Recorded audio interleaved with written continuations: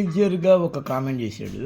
అది ఈసీ మీద రిటైర్మెంట్ తర్వాత రాజీవ్ కుమార్కు ఏ పదవి ఇవ్వనున్నారు, అందుకే బీజేపీకి సిఈసి సాగిలపడుతున్నారు. ఎన్నికల కమిషన్ అసలు లేదన్నట్టుగా పరిస్థితి ఉంది.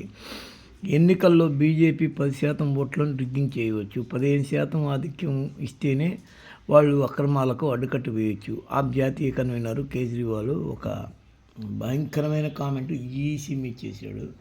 ఈసీ మీద గత కొంతకాలంగా ఈ కామెంట్లు ఉన్నమాట అయితే వాస్తవం. చాలామంది బాహటంగానే ఓపెన్గానే చెప్తున్నారు.